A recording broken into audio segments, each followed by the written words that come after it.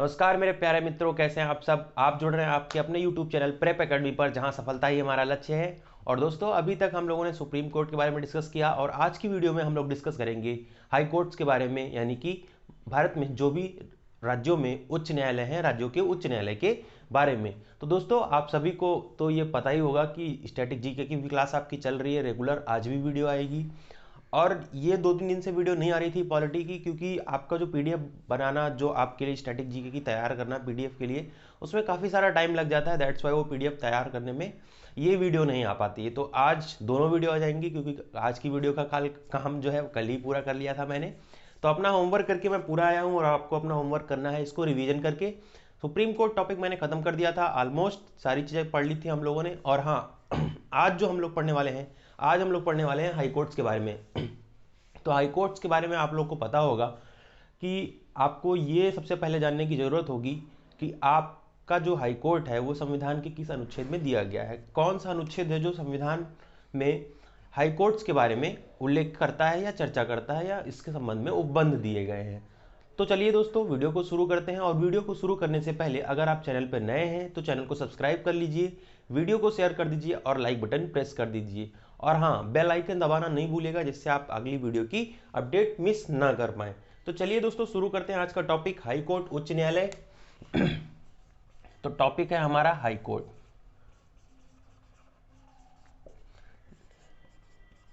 उच्च न्यायालय।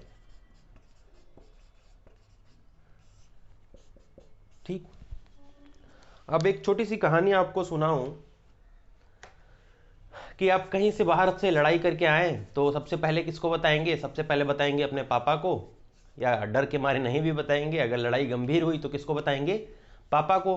पापा अगर समस्या सुलझा देते हैं तो ठीक, वरना आप किसको बताएंगे? अपने बड़े भाई को। फिर क्या करेगा? बड़ा भाई तो हमेशा मारने के लिए तैयार ही रहता है, हमेशा आपके लिए लड़ने के लिए तैयार ही रहता है। तो आप जाएंगे किसके पास? बड़े भाई के पास। लेकिन आप इस प्रोसेस को थोड़ा सा उल्टा करिए। लड़ाई होगी तो आप किसको बताएंगे? पापा को थोड़ी ना बताएंगे। पहले पहले बताएंगे किसको? भाई को। अगर भाई नहीं सुनता है तो किसको बताएंगे? पापा को। तो उच्च न्यायालय और सर्वोच्च न्यायालय कुछ इसी प्रकार से काम करता है कि आप जब भी कोई आप पे कोई भी खतरा हो, कोई भी किसी भी प्रकार की आपको आपराधिक कोई मामला हो, दीवानी मामला हो, ठीक, या कोई पारिवारिक फैमिली मामला हो, तो आप सबसे पहले कहाँ जाते हैं? डिस्ट्रिक्ट कोर्ट में, यानी कि आपके सत्र न्यायालय में। ठीक, सत्र न्यायालय के बाद में आप कहाँ जाएंगे? अगर सत्र न्यायालय से आपको जो है आपके सेटिस्फेक्शन का फैसला नहीं सुनने को मिलता है तो फिर आप कहाँ जाएंगे? आप जाएंगे उच्च न्यायालय में। ठीक, उसको बोलेंगे हम लोग हाई कोर्ट। अगर हाई कोर्ट के भी फैसले से आप जो है संतुष्ट नहीं है तो फिर आप कहाँ अपील करेंगे? तब फिर आप अपील करेंगे सुप्रीम कोर्ट में। ये एक चैन है। ठीक, सबसे पहले हम इस चैन को समझ लेते हैं कि सबसे पहले आपको कहाँ जाना है। आपका कोई केस है, कैसा? एक कोई क्रिमिनल केस है मान लीजिए।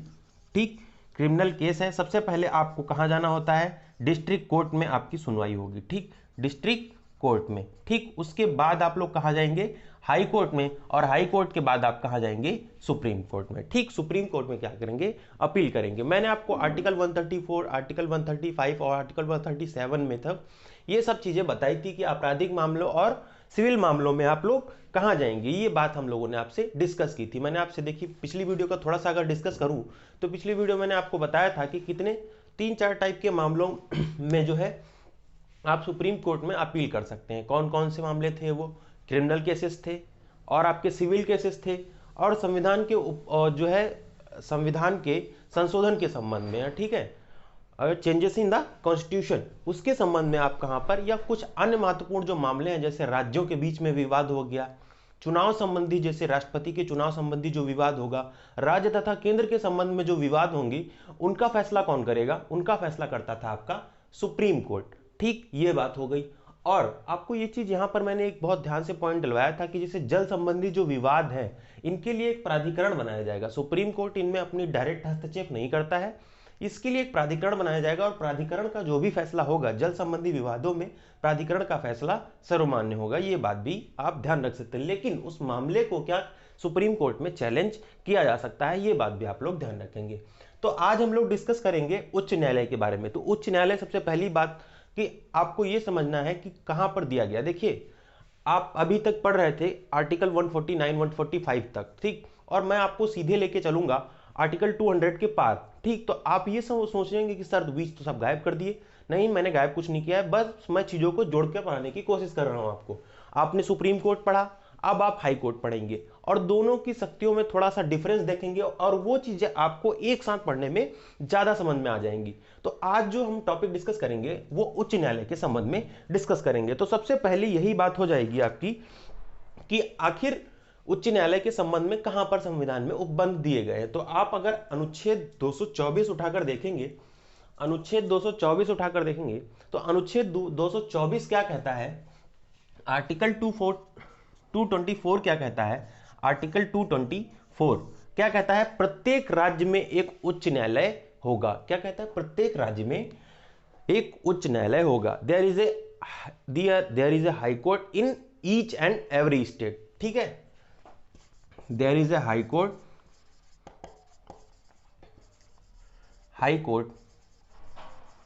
इन ईच एंड एवरी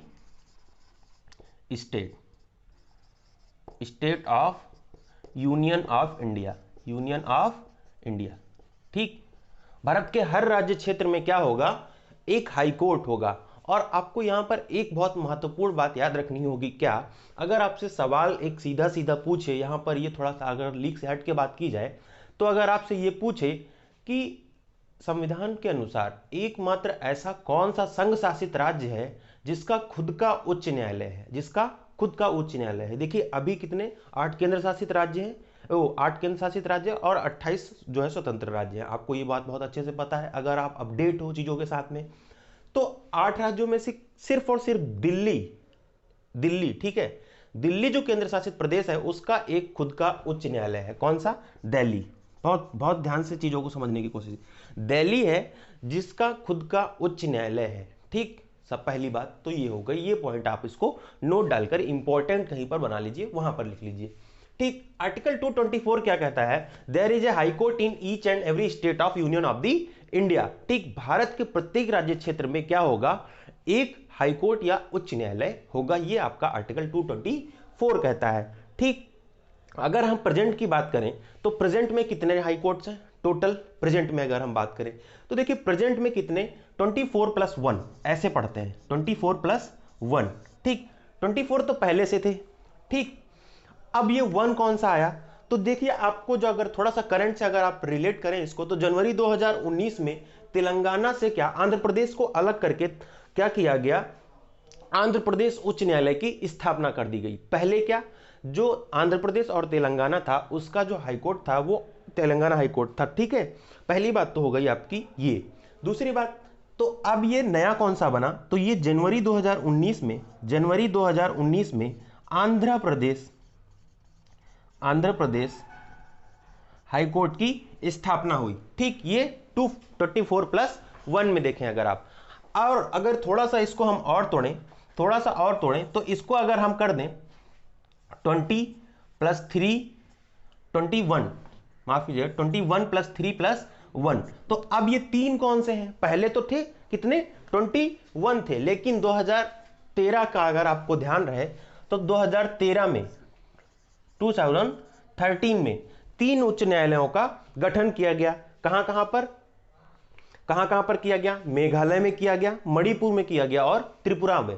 ठीक, तो 3 कौन कौन से नए उच्च न्यायालय बने, पहला तो आपका बना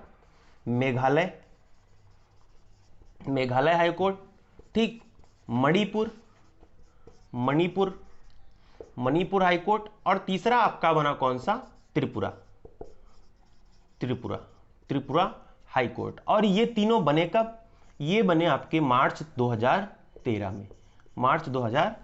में। तो ये चीज भी आप लोग ध्यान रखिएगा, कितना, मार्च 2013 में 3 और उच्च न्यायालय बने। पहले कितने थे, 21 उच्च न्यायालय थे। अब फिर बाद में 2013 में कितने, 3 जुड़े, और फिर 2019 में एक और जुड़ता है आपका आंध्र प्रदेश उच्च न्यायालय। ठीक, तो आंध्र प्रदेश उच्च न्यायालय के बाद में आपके टोटल कितने, अब अगर वर्तमान में कोई संख्या पूछता है तो वर्तमान में कितने उच्च न्यायालय हैं, तो वर्तमान में आपको जवाब क्या देना होगा, 25 उच्च न्यायालय टोटल हैं भारत में। ठीक, तो अब आप ये सोच रहे होंगे, सर ने बताया कि प्रत्येक राज्य में एक उच्च न्यायालय होगा और राज्य हैं 28 और उच्च न्यायालय हैं कितने 25। तो ये बाकी कहां गए? तो देखिए बाकी कुछ होते हैं कौन से अनुच्छेद। अगर आप देखिए, अब संसद के पास, अब संसद की शक्ति आप यहां पे जानने की मिलेगी। संसद की शक्ति के बारे में अगर आप बात करें तो संसद को शक्ति यह है कि वह संसद कानून बनाकर दो या दो से अधिक राज्यों के उच्च न्यायालय एक जगह पर स्थापित कर सकती है। और इस बात का उल्लेख कौन करता है? इस बात का उल्लेख करता है आर्टिकल 230 यानी कि 230। 230 क्या कहता है आपका? 2 या 2 से अधिक, 2 ठीक, 2 या 2 से अधिक राज्यों का एक उच्च न्यायालय हो सकता है या संसद कानून बनाकर ऐसा कर सकती है। संसद कानून बनाकर ऐसा कर सकती है।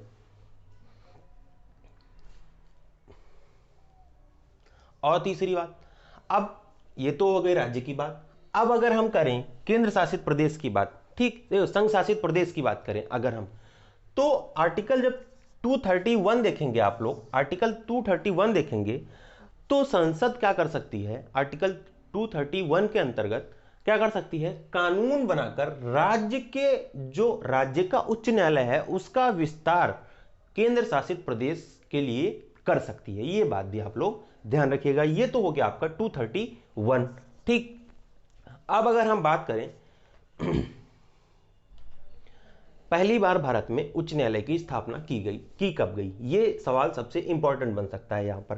तो आपको एक उच्च न्यायालय अधिनियम 1861 का याद होगा और इस अधिनियम के तहत 3 उच्च न्यायालय भारत में स्थापित किए गए। कहां कहां पर स्थापित किए गए? बॉम्बे में एक स्थापित किया गया, एक मद्रास में किया गया और एक कोलकाता में किया गया। तो चलिए इसमें हम आगे देख लेते हैं, ठीक है। इसको मैं मिटा रहा हूं। इसमें जब हम आगे देखेंगे तो आपको याद होगा उच्च न्यायालय अधिनियम 1861, उच्च न्यायालय अधिनियम, हाई कोर्ट एक्ट, ठीक, कौन सा? High court act 1861। इसके अंतर्गत कितने? भारत में 3 उच्च न्यायालयों की स्थापना की गई। पहला कहां पर? आपका मद्रास में किया गया, दूसरा कोलकाता और तीसरा बॉम्बे, ठीक। और अभी बॉम्बे को क्या हम लोग बोलते हैं? बंबई, ठीक। और ये तीनों की स्थापना कब हुई? 1862 में। एक्ट कौन सा था? हाईकोर्ट एक्ट 1861 के अंतर्गत 1862 में 3 उच्च न्यायालयों की स्थापना की गई थी भारत में पहली बार, ठीक। कौन कौन से थे वो? मद्रास, कोलकाता, बॉम्बे, ठीक।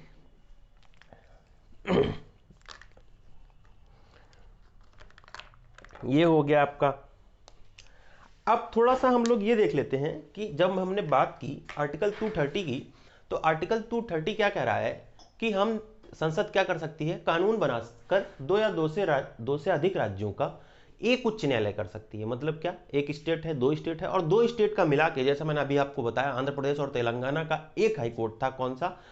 तेलंगाना हाईकोर्ट। तो ठीक, तो उसी प्रकार से क्या आर्टिकल 230 इस बात का जिक्र करता है। तो कुछ संयुक्त न्यायालय जरूर होंगे देश में। अब हम उन संयुक्त न्यायालयों की चर्चा कर लेते हैं कि आखिर वो कौन कौन से संयुक्त न्यायालय हैं, ठीक है। तो हम देख लेते हैं कौन कौन से हैं, ठीक, कौन कौन से हैं। ठीक, पहला देख लेते हैं संयुक्त न्यायालय, हम लोग देख लेते हैं सारे कौन कौन से हैं, ठीक। संयुक्त न्यायालय हम लोग देख लेते हैं कि कौन कौन से सारे हैं। तो पहला आपका कौन सा? पंजाब प्लस हरियाणा प्लस चंडीगढ़, ठीक। अब ये इन तीनों जो राज्य हैं, पंजाब, हरियाणा और चंडीगढ़, ये तीनों का एक हाईकोर्ट है। वो कौन सा है आपका? चंडीगढ़ हाईकोर्ट। कौन सा? चंडीगढ़ हाईकोर्ट, ठीक। ये तो हो गया आपका पहला। दूसरा अगर हम देखें, महाराष्ट्र, कौन सा? महाराष्ट्र, गोवा, दमन एंड दीव और दादरा नागर हवेली, ठीक, अभी देखिए इसको करंट में अलग कर दिया गया है। ठीक, तो इस वाले पॉइंट को जरा आप लोग ध्यान देखिएगा। तो इन चारों का जो कंबाइन हाई कोर्ट था वो कौन सा था? बॉम्बे है हाई कोर्ट। ठीक, बॉम्बे हाई कोर्ट। ठीक, अब अगला हम बात करते हैं तीसरा कौन सा संयुक्त न्यायालय है। तो देखिए असम, अरुणाचल प्रदेश, मिजोरम और कौन सा आपका? नागालैंड। असम प्लस अरुणाचल प्रदेश, अरुणाचल प्रदेश। ठीक, असम, अरुणाचल प्रदेश, नागालैंड और आंध्र प्रदेश। अरुणाचल प्रदेश, ये आंध्र प्रदेश, मिजोरम। ठीक, ये हो गया आपका मिजोरम। तो इनका कौन सा संयुक्त हाई कोर्ट है? इनका कौन सा है? Guwahati high court. ठीक, Guwahati high court, Guwahati high court. ठीक, तो ये गुवाहाटी हाई कोर्ट है इनका। ठीक, अब अगर हम बात करें आपका चौथे की अगर हम बात करें, ठीक, तो चौथा कौन सा संयुक्त न्यायालय है आपका? तो चौथा है आपका, चौथे की अगर हम बात करें तो देखिए तमिलनाडु और पुडुचेरी। ठीक, तमिलनाडु और पुडुचेरी। ठीक, पुडुचेरी, इनका कौन सा है? Madras high court, Madras high court. ठीक, मद्रास हाई कोर्ट। अब अगर हम बात करें इसमें पांचवें की बात करें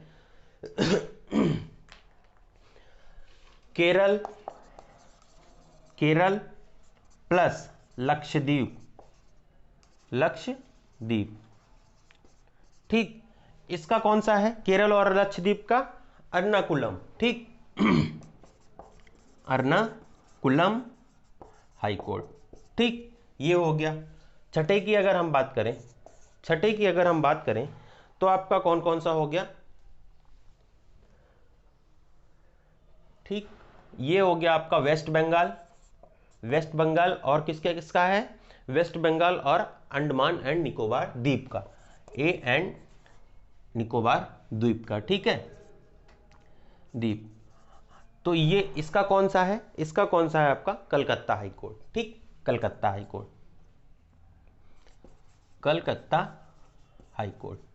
ठीक, तो ये जो है ये आपके 6 जो संयुक्त उच्च न्यायालय हैं उनकी मैंने आपको बता दिया, क्योंकि आपको एग्जाम में कहीं से भी पूछ लेगा कि आपका जो केरल और लक्षद्वीप है उसका संयुक्त न्यायालय कहां पर स्थित है। सवाल ऐसे पूछा गया है। ठीक, इसीलिए मैं आपको ये सब नाटकबाजी यहां पर पढ़ा रहा हूं, क्योंकि ये सब पूछा गया है। तो आपसे अगर सवाल सीधे सीधे पूछे कि केरल और लक्षद्वीप का कौन सा संयुक्त न्यायालय है, तो आपका जवाब क्या होना चाहिए? एर्नाकुलम हाई कोर्ट या एर्नाकुलम उच्च न्यायालय। ठीक है, तो ये बात भी आप लोग ध्यान रखिएगा। अब आपको इसका स्क्रीनशॉट लेना है या बैठकर लिखना है, वीडियो पॉज कर लीजिए, लिख लीजिए, या वीडियो पॉज किए बिना यहां पर आप स्क्रीनशॉट इसका ले सकते हैं। जैसी आपकी इच्छा, जैसा श्रद्धा वैसा काम कर सकते हैं आप लोग। ठीक, अब आती है उच्च न्यायालय। तो हम लोगों ने जान लिया, इसकी स्थापना जान ली, कहाँ कौन कैसे क्या होगा ये हम जान लिया, कौन कौन से संयुक्त न्यायालय हैं इसके बारे में हम लोगों ने चर्चा कर ली। अब हम बात कर लेते हैं उच्च न्यायालय में न्यायाधीशों की। आपको पता होगा कि जब हम सर्वोच्च न्यायालय पढ़ रहे थे तो सर्वोच्च न्यायालय में जो न्यायाधीशों की संख्या थी वो क्या थी? हमको पता था कि कितने न्यायाधीश होंगे। ठीक, उसका क्या होता कि जो संख्या थी वहां की सर्वोच्च न्यायालय की न्यायाधीशों की वो निर्धारित थी। लेकिन अगर हम बात करें यहां पर उच्च न्यायालय की, तो उच्च न्यायालय में न्यायाधीशों की संख्या निर्धारित नहीं है। अगर हम बात करते हैं पर्टिकुलर उत्तर प्रदेश की अगर हम बात करें तो उत्तर प्रदेश में कितने? टोटल 88 न्यायाधीश हैं उच्च न्यायालय में। कितने? 88 न्यायाधीश हैं उच्च न्यायालय में। अगर हम वहीं बात कर लें राजस्थान की बात कर लें तो राजस्थान में टोटल कितने? 50 हैं। तो ये अलग अलग स्टेट में मामलों के अकॉर्डिंग कुछ कह सकते हैं हम कि मामलों के अकॉर्डिंग मैं इस वजह से बोल रहा हूं, मैं इस चीज को अभी आपको आगे एक्सप्लेन करूंगा। ठीक, तो मामलों के अकॉर्डिंग अलग अलग राज्यों में अलग अलग उच्च न्यायालयों का जो न्यायाधीश होंगे उनकी संख्या डिफरेंट हो सकती है, या हम यूं कहें कि उच्च न्यायालय में न्यायाधीशों की संख्या निर्धारित नहीं है। ये पॉइंट आप नोट डालकर लिख लीजिएगा, ठीक है। ठीक, अब दूसरी बात, अनुच्छेद, अब यहां पर एक चीज ध्यान रखिए कि आखिर ये 88 रहेगा 50 रहेगा, तो इस संख्या का आखिर निर्धारण करता कौन है। तो आपको यहां पर एक आर्टिकल ध्यान रखना चाहिए, आर्टिकल 216 216 क्या कहता है कि उच्च न्यायालय के न्यायाधीशों की संख्या का जो निर्धारण होगा, उच्च न्यायालय की न्यायाधीशों का जो संख्या का निर्धारण होगा वो कौन करेगा? उच्च न्यायालय के न्यायाधीशों की संख्या का निर्धारण कौन करेगा? राष्ट्रपति करेगा, प्रेसिडेंट करेगा। ठीक, प्रेसिडेंट करेगा, ध्यान रखना ये बात। उच्च न्यायालय के जो न्यायाधीश होंगे उनका निर्धारण कौन करेगा? प्रेसिडेंट करेगा। ये आपका आर्टिकल 216 कहता है, 216 कहता है। ठीक, ये तो हो गया आपका एक नोट। दूसरी बात अगर करें, अब हम अगर बात करें एलिजिबिलिटी की, योग्यताओं की, कि आखिर जो उच्च न्यायालय का जो न्यायाधीश होगा उसकी एलिजिबिलिटी क्या होगी। पहली बात का, ही और she should be citizen of India, वह क्या, भारत का नागरिक होना चाहिए। पहली बात, ही और she must be the citizen of India. ठीक, पहली बात तो हो गई ये योग्यताओं की। दूसरी बात क्या करें, राजनयिक सेवा में हो, दूसरी बात, या योग्यता की, या तो वो राजनयिक सेवा में हो।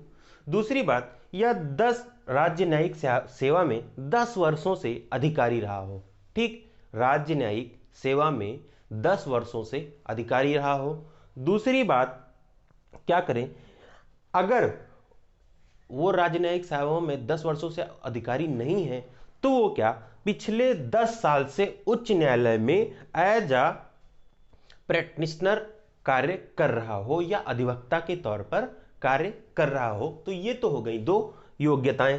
ठीक, अब आ गई बात अपॉइंटमेंट की। भाई आखिर अपॉइंटमेंट कैसे होता है? तो आपको मैंने सुप्रीम कोर्ट में बताया था एक कॉलेजियम सिस्टम के बारे में। कॉलेजियम सिस्टम क्या है? कॉलेजियम में जितने जज होंगे, कॉलेजियम में कितने, 6 लोग होते हैं कॉलेजियम में। अब वो उसमें जो अध्यक्ष होता है वो कौन होता है? वो होता है आपका सुप्रीम कोर्ट का चीफ जस्टिस, ठीक, या मुख्य न्यायाधीश। ठीक है, तो वो मुख्य न्यायाधीश की सिफारिश पर राष्ट्रपति क्या करता है, कॉलेजियम, या हम ये कह सकते हैं कि मुख्य न्यायाधीश की सिफारिश पर, या हम ये कह सकते हैं कि कॉलेजियम की सिफारिश पर राष्ट्रपति क्या करता है, उच्च न्यायालय के जजों का नियुक्ति करता है या अपॉइंटमेंट करता है। ठीक, तो ये बात हो गई कैसे होता है, कॉलेजियम से। ठीक,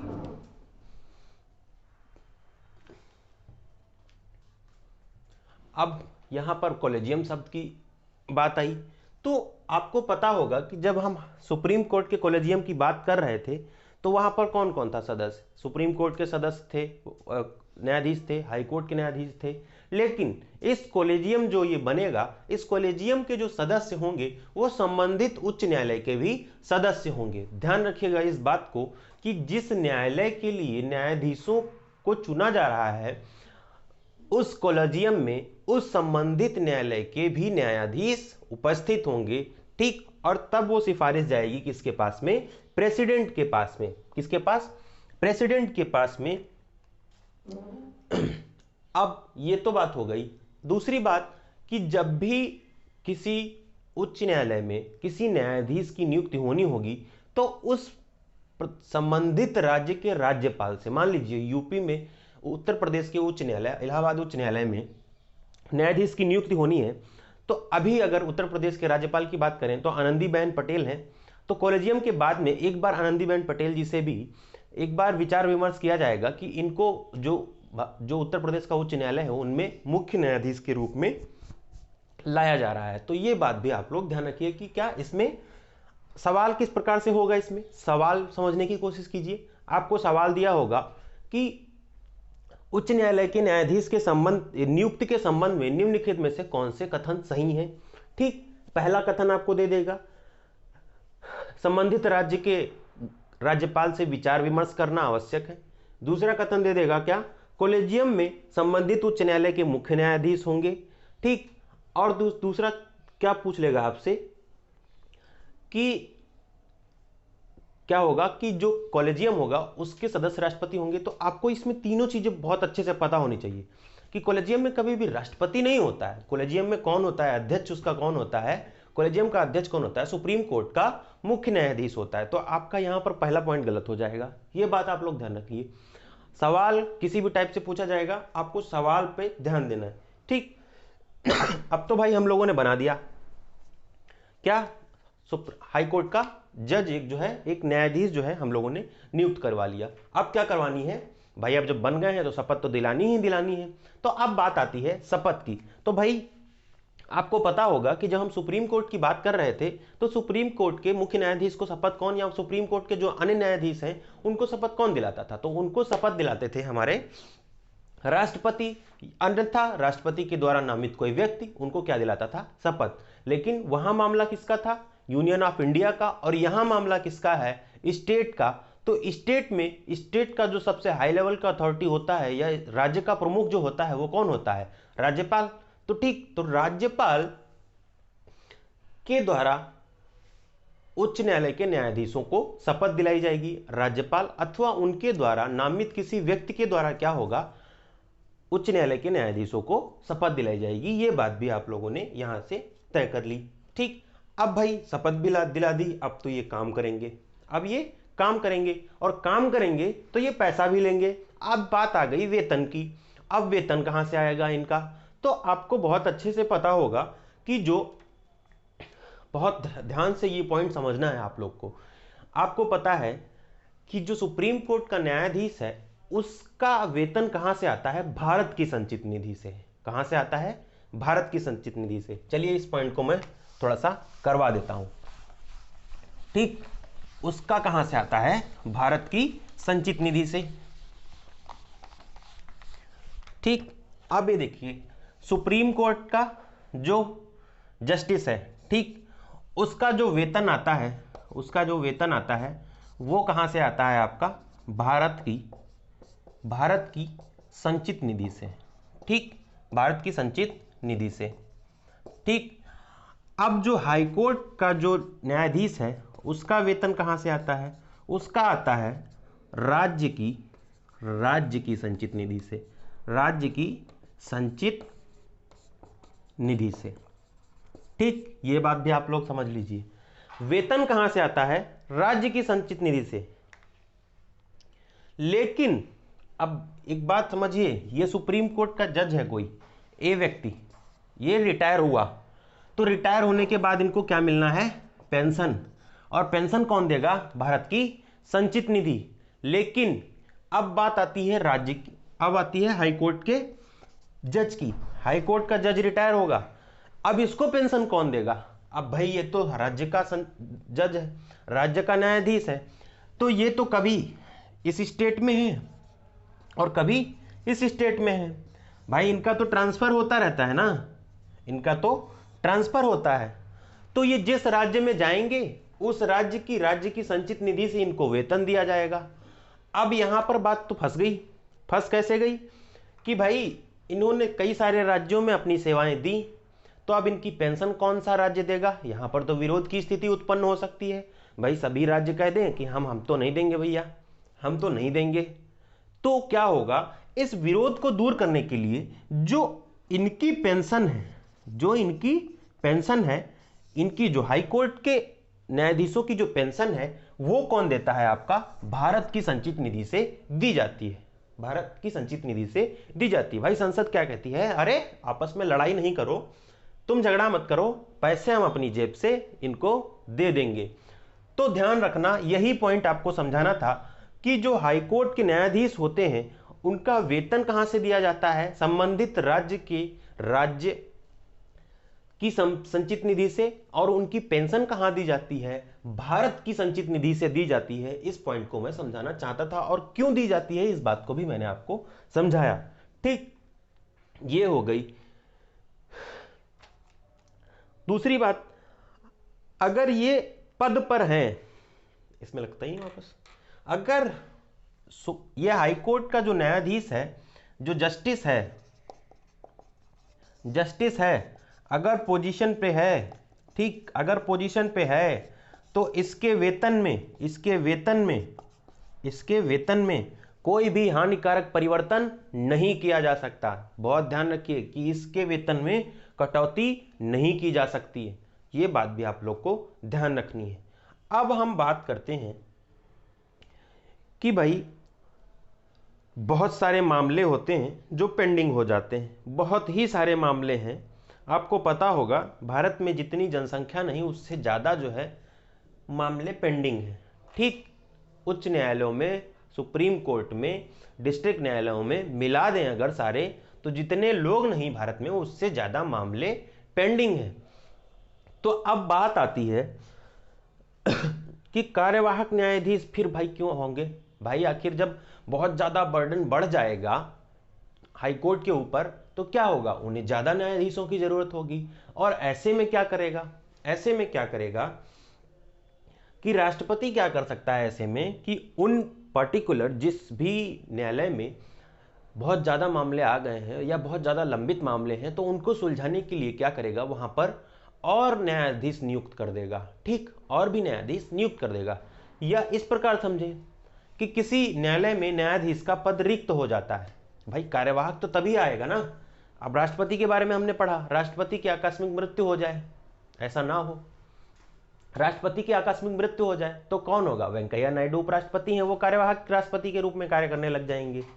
ठीक इसी प्रकार से अगर उच्च न्यायालय या सर्वोच्च न्यायालय के न्यायाधीश का निधन हो जाए या आकस्मिक रूप से वो अपनी सेवाएं ना दे पाए तो इस स्थिति में क्या होगा भाई, एक कार्यवाहक जो है न्यायाधीश आएगा या कार्यवाहक मुख्य न्यायाधीश आएगा और उसको वही सारी सुविधाएं दी जाएंगी जो है उस न्यायाधीश को दी जाती हैं, जो परमानेंट न्यायाधीश को दी जाती हैं। तो यहां पर एक चीज समझने योग्य ये है कि आखिर ये जो कार्यवाहक न्यायाधीश की बात की गई, ये कहां पर की गई है। तो आपको एक आर्टिकल याद रखना होगा, आर्टिकल कौन सा, 223, 223, आर्टिकल 223, ठीक। आर्टिकल 223 के अंतर्गत क्या कहा गया है, आर्टिकल 223 इस बात की व्याख्या करता है कि मुख्य न्यायाधीश का पद रिक्त हो जाने पर, ठीक, मुख्य न्यायाधीश का पद रिक्त हो जाने पर राष्ट्रपति क्या करेगा, किसी भी न्यायाधीश को उस न्यायालय का न्यायाधीश नियुक्त कर सकता है। ऐसा कहता है आपका आर्टिकल 223, 223 क्या कहता है, बहुत ध्यान से फिर से सुनिएगा कि अगर किसी भी उच्च न्यायालय के न्यायाधीश का पद रिक्त हो जाता है तो राष्ट्रपति उस पर संज्ञान लेकर क्या कर सकता है, उस न्यायालय में एक कार्यवाहक न्यायाधीश को नियुक्त कर सकता है। यह होती है बात 223 में। अब अगर बात आए कि बहुत सारे मामले लंबित हैं, बहुत सारे केसेस हो गए हैं पेंडिंग, अब उनको सॉल्व करना है या भार कुछ बहुत ही ज्यादा बढ़ गया है उच्च न्यायालय पर, तो ऐसा क्या कहा गया है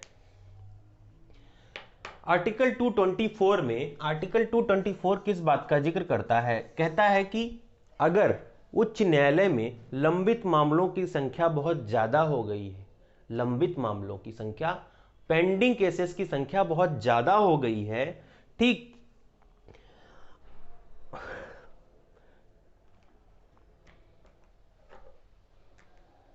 या उच्च न्यायालय के कार्यों में बहुत ज्यादा वृद्धि हो गई है, तो ऐसे में राष्ट्रपति क्या करेगा, संबंधित उच्च न्यायालय के न्यायाधीश से विचार विमर्श करके उस न्यायालय में अन्य न्यायाधीश, ठीक, जो व्यक्ति न्यायाधीश बनने की योग्यता रखता हो उसको 2 वर्ष के लिए कार्यवाहक न्यायाधीश के रूप में या ठीक अतिरिक्त न्यायाधीश के रूप में नियुक्त कर सकता है। कैसे, आर्टिकल 224 फिर से समझने की कोशिश कीजिए।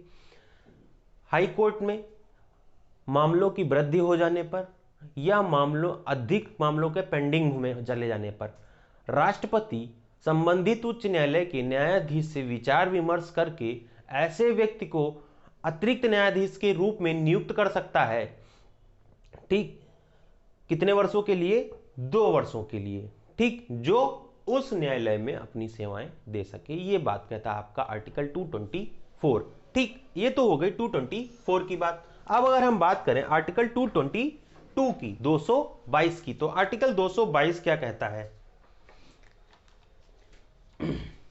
आर्टिकल 222 क्या कहता है। ठीक, अब हमने बताया था कि सुप्रीम कोर्ट में तो भाई एक सुप्रीम कोर्ट है, तो एक सुप्रीम कोर्ट है तो इसका मतलब है कि वहां के न्यायाधीशों का स्थानांतरण नहीं होगा। दूसरी अगर हम बात करें, भाई हाई कोर्ट्स तो 25 हैं, हाई कोर्ट्स तो 25 हैं, तो यहां एक न्यायालय से दूसरे न्यायालय में न्यायाधीशों का ट्रांसफर हो सकता है। यहां पर एक न्यायालय से दूसरे न्यायालय में न्यायाधीशों का ट्रांसफर हो सकता है। तो आर्टिकल जो आपका 222 है, आर्टिकल 222 जो आपका है, आर्टिकल 222 ये क्या कहता है, आर्टिकल 222 ये कहता है कि आप जो है राष्ट्रपति संबंधित उच्च न्यायालय के न्यायाधीश से विचार विमर्श करके हाई कोर्ट के न्यायाधीशों का स्थानांतरण कर सकता है। ठीक, हाई कोर्ट के जो जस्टिस होंगे उनका ट्रांसफर कर सकता है। तो ये बात आपका कहां पर, आर्टिकल 222 में दी हुई है। ठीक, ये बात हो गई आपकी आर्टिकल 222 की। अब हम आगे बात करें अगर, तो चलिए देखते हैं। अब ये बात हो गई, आपको पता है हम लोगों ने पढ़ा था कि सर्वोच्च न्यायालय जो है वो क्या से अभिलेख न्यायालय के रूप में कार्य करता है। ठीक, अभिलेख न्यायालय के रूप में 129 में भी। ठीक, अगर आपको आर्टिकल याद हो, ठीक, आर्टिकल अगर आपको याद हो तो किसमें मैंने बताया था कि सर्वोच्च न्यायालय किससे काम करता है, अभिलेख न्यायालय के रूप में कार्य करता है। ठीक, तो अभिलेख न्यायालय के रूप में, तो उसी प्रकार से क्या करेगा, जो आपका हाई कोर्ट है वो भी अभिलेख न्यायालय के रूप में कार्य करता है। अब अभिलेख न्यायालय के रूप में कार्य का मतलब क्या है, आर्टिकल 129 में मैंने आपको सुप्रीम कोर्ट में बताया था कि सुप्रीम कोर्ट कैसे अभिलेख न्यायालय के रूप में कार्य करता है, तो वैसे ही हाई कोर्ट क्या करेगा, अभिलेख न्यायालय के रूप में कार्य करेगा। अब अभिलेख न्यायालय का मतलब क्या होता है, यहां पर यह समझने की जरूरत है। अब अभिलेख न्यायालय क्या होता है कि उच्च न्यायालय के द्वारा जितने भी फैसले दिए जाएंगे, जितने भी निर्णय दिए जाएंगे, उनको कैसे एज अ रेफरेंस उन मामलों को सुरक्षित रखा जाएगा, उन फैसलों को सुरक्षित रखा जाएगा। और किस लिए, एज अ रेफरेंस, संदर्भ के लिए, नजीर कह सकते हैं हम इसको। ठीक, रेफरेंस के लिए, नजीर के लिए। तो आर्टिकल 215 क्या कहता है, आर्टिकल 215 क्या कहता है कि के तहत, आर्टिकल 215 के तहत हाई कोर्ट भी अभिलेख न्यायालय के रूप में कार्य करता है। हाई कोर्ट अभिलेख न्यायालय के रूप में कार्य करता है। अभिलेख न्यायालय के रूप में कार्य करता है। ठीक, अभिलेख न्यायालय के रूप में कार्य करता है। ठीक है, तो अभिलेख न्यायालय के रूप में कार्य करता है मतलब अपने फैसलों को सुरक्षित रखता है, और अगर इन फैसलों को कोई मानने से इनकार कर दे या इनकी कोई अवमानना करे तो उसको उचित दंड भी दिया जाता है। तो अवमानना पर दंड। ठीक, तो ये दो चीजें किसमें, आपके आर्टिकल 215 में हो गई। ठीक, अब अगर हम बात करें, आपको पता होगा कि सुप्रीम कोर्ट 5 याचिकाएं जारी करता है। कितनी, 5 याचिकाएं जारी करता है। कौन कौन सी, आपको बहुत अच्छे से पता होगा, बंदी प्रत्यक्षीकरण, उत्प्रेक्षण। ठीक है, ऐसी प्रकार की 5 याचिकाएं जारी करता है। लेकिन याचिकाओं के संदर्भ में अगर हम देखें तो याचिका के संदर्भ में हमारा हाई कोर्ट सुप्रीम कोर्ट से ज्यादा शक्तिशाली है।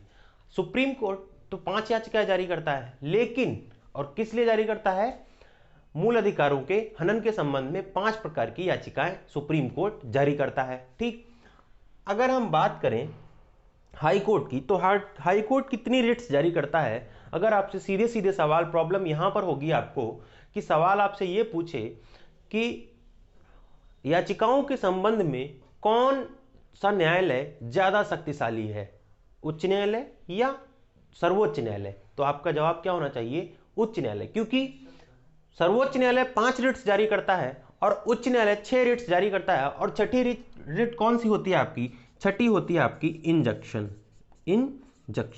ठीक, छठी रिट, 6th रिट जो होती है आपकी, छठी याचिका, इसको याचिका बोलेंगे।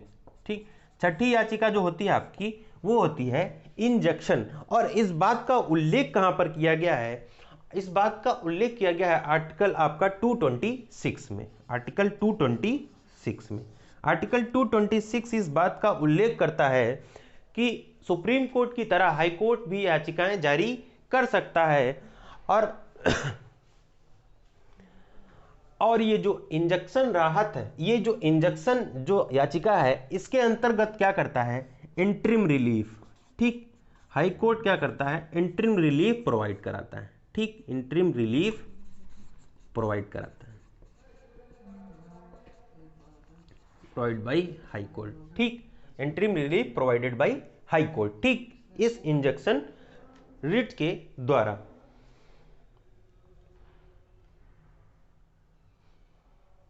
अब देखो यहां पर बहुत इंपॉर्टेंट बात, हाई कोर्ट के अधीन कौन सा न्यायालय आता है, डिस्ट्रिक्ट न्यायालय। और हाई कोर्ट का सबसे उच्च पदाधिकारी कौन होता है, मुख्य न्यायाधीश जो हाई कोर्ट का होगा, तो डिस्ट्रिक्ट न्यायालय। तो मतलब क्या हो गया इस बात का कि भाई जब सुप्रीम कोर्ट के अंडर, जब सुप्रीम कोर्ट का शासन चलता है हाई कोर्ट्स पर, तो हाई कोर्ट का शासन किस पे चलेगा, सेशन कोर्ट्स पर या डिस्ट्रिक्ट कोर्ट्स पर। तो क्या करता है आर्टिकल 227, आर्टिकल 227, आर्टिकल 227 इस बात का जिक्र करता है, क्या कहता है, आर्टिकल 227 के अंतर्गत यह कहता है कि उच्च न्यायालय अपने अधीन आने वाले सभी न्यायालयों का अधीक्षण करेगा या सुपरविजन करेगा। अपने अधीन आने वाले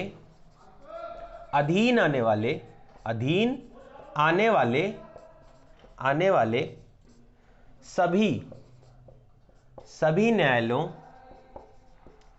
न्यायालयों का क्या करेगा, सुपरविजन करेगा। ठीक, कौन करेगा, हाई कोर्ट करेगा। कौन, हाई कोर्ट करेगा। ठीक, ये बात आपकी कहते हैं आर्टिकल 227। अब आर्टिकल 228 क्या कहता है, आपका सवाल यहां पर भी उत्पन्न हो सकता है। 28 क्या कहता है। ठीक, अब आपको पता होगा, हमने आपसे पद्मावती मूवी के बारे में डिस्कस किया था आर्टिकल 220 उसमें सुप्रीम कोर्ट में। ठीक, तो सुप्रीम कोर्ट क्या करता था कि अगर दो या दो से अधिक उच्च न्यायालयों में एक ही प्रकार का किसी मामले में दो मामले पेंडिंग है, तो अब भाई यहां पर तो ये प्रवृत्ति बन सकती है ना कि एक उच्च न्यायालय एक फैसला दे दे, दूसरा उच्च न्यायालय उसके विरोध में फैसला दे दे।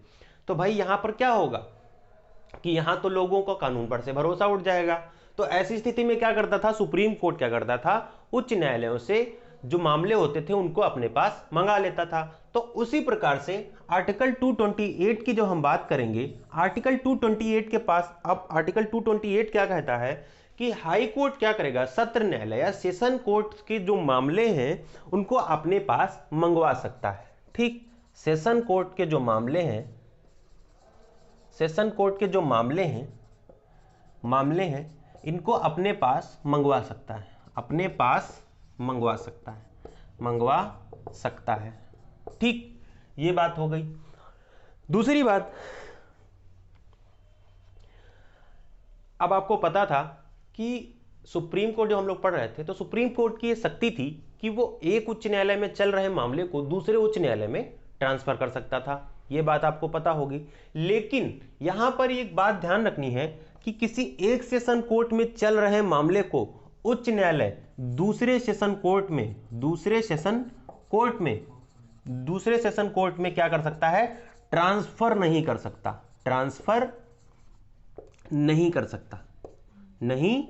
सकता। ठीक, दूसरी बात हो गई ये। और ये बहुत महत्वपूर्ण बिंदु हो सकता है आपका, सवाल आपसे यहां पर पूछा जा सकता है कि क्या उच्च न्यायालय अधीनस्थ न्यायालय में चल रहे किसी मामले को स्थानांतरित करके दूसरे अधीनस्थ न्यायालय में भेज सकता है। तो अगर हाँ ना में उत्तर पूछ दे कोई आपसे, तो आपका जवाब क्या होना चाहिए, नहीं भेज सकता है। आर्टिकल 228 के अकॉर्डिंग, आर्टिकल 228 इस बात की व्याख्या करता है। अब हम बात करते हैं आपको पता था कि जब हम सुप्रीम कोर्ट की बात किए, तो सुप्रीम कोर्ट में मैंने आपको यह बताया कि जो सर्वोच्च न्यायालय के जो पदाधिकारी और कर्मचारी होंगे, वो भाई इनके लिए तो ना कोई जैसे यूपीएससी, यूपीपीएससी ऐसी कोई जो है आयोग तो नहीं है जो इन अधिकारियों का चयन करती हो। तो इन अधिकारियों का चयन आखिर होता कैसे है, तो इन अधिकारियों का चयन मैंने सुप्रीम कोर्ट में आपको बताया था कि सुप्रीम कोर्ट की एक बेंच होती है जिसके द्वारा इन अधिकारियों और कर्मचारियों का चयन होता है मुख्य न्यायाधीश के द्वारा। वैसे ही अगर हम उच्च न्यायालय की बात करें तो उच्च न्यायालय में मुख्य न्यायाधीश के द्वारा कर्मचारियों और अधिकारियों को क्या उच्च न्यायालय में नियुक्त किया जाता है, और इस बात का उल्लेख करता है आपका आर्टिकल 229। आर्टिकल 229 अधिकारियों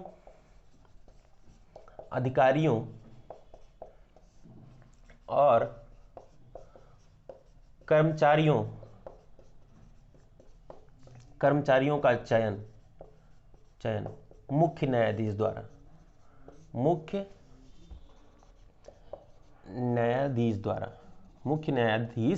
के द्वारा। ठीक, ये हो गया आपका आर्टिकल 229 की बात। ठीक, अब वहां पर आता है एक चीज,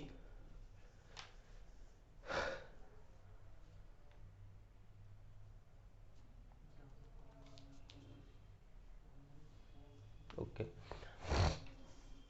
अब एक चीज आती है कि भाई हम लोग ये जान रहे थे, तो अब अधीनस्थ न्यायालय की बात अगर हम करें, यहां पर सेशन कोर्ट्स की बात करें, उच्च न्यायालय मान लीजिए आप, टॉपिक खत्म। अब हम बात करते हैं थोड़ा सा अधीनस्थ न्यायालयों की। तो अधीनस्थ न्यायालय में सारी चीजें सेम। ठीक, एक चीज आप लोग समझने की कोशिश कीजिए कि अधीनस्थ न्यायालय में जो मुख्य न्यायाधीश होगा, जो डिस्ट्रिक्ट कोर्ट का जो न्यायाधीश होगा, उसकी नियुक्ति कैसे होगी। तो आर्टिकल जो आपका 223 है, आर्टिकल 223 जो है आपका 233, माफ कीजिए, आर्टिकल 233 इस बात का जिक्र करता है कि जो सेशन कोर्ट्स हैं उनमें जो न्यायाधीशों की नियुक्ति होगी, राज्यपाल उनकी नियुक्ति करेगा किससे, हाई कोर्ट्स के न्यायाधीश से, हाई कोर्ट के मुख्य न्यायाधीश से विचार विमर्श करके। ठीक, हाई कोर्ट के न्यायाधीश से विचार विमर्श करके। ठीक, ये किससे करेगा, गवर्नर करेगा, इनको गवर्नर करेगा, और किसकी सलाह से करेगा, हाई कोर्ट के जस्टिस से। ठीक, हाई कोर्ट के मुख्य न्यायाधीश से सलाह करके सेशन कोर्ट्स के न्यायाधीशों की नियुक्ति करेगा कौन, राज्यपाल। ठीक, आर्टिकल 223 इस बात का जिक्र करता है। अब अगर हम अधीनस्थ न्यायालयों में ही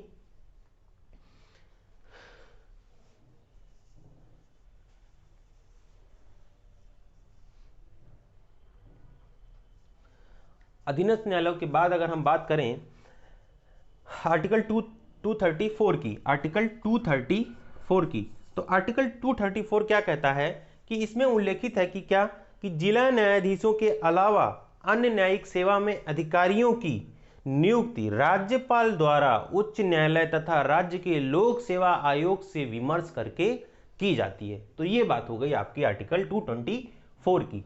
ठीक, तो दोस्तों यहां पर हम लोगों ने बहुत सारी बातें जानी उच्च न्यायालय के बारे में। हम लोग से जितना टॉपिक में इसमें बन सकता था, उच्च न्यायालय का पार्ट जो हम लोगों ने खत्म करना था वो हम लोगों ने किया। ठीक, अब हम बात करें कि अगला टॉपिक हमारा कौन सा होगा। पहली बात तो जो आप लोगों ने ये पढ़ा उसका रिवीजन बहुत इंपॉर्टेंट है। अगर आप रिवीजन नहीं करेंगे तो चीजें मिस कर जाएंगे, गैप कर जाएंगे। तो एक बार पढ़ने के बाद में एक बार रिवीजन करिए, और आगे ही और पीछे की सारी वीडियो को देखने के लिए, क्योंकि मैं जो भी पढ़ा रहा हूँ पीछे से लिंक जरूर होता है उसका कुछ ना कुछ, तो पीछे वाली वीडियो जरूर देखना है, ये तो कंफर्म मान लीजिए। तो ये वीडियोस देखनी ही देखनी है, पीछे की भी वीडियो देखनी है, क्योंकि तभी सारी चीजें क्लियर हो पाएंगी। सबसे अच्छा तरीका यही है, पढ़ना है जोर लगाकर, ठीक है, तभी आपसे कुछ हो पाएगा, तभी ही सफलता हाथ मिल पाएगी। ठीक है, तो दोस्तों आज की वीडियो में बस यहीं तक। और अगर आपको वीडियो पसंद आया है तो वीडियो को लाइक कर दें, चैनल को सब्सक्राइब कर लें अगर नए हैं, और वीडियो को शेयर करना ना भूलें। तो दोस्तों मिलेंगे अगली वीडियो में अगले एक और नए टॉपिक के साथ में। तब तक के लिए बने रहिए आपके अपने यूट्यूब चैनल प्रेप एकेडमी पर, जहां सफलता ही हमारा लक्ष्य है। जय हिंद, जय भारत।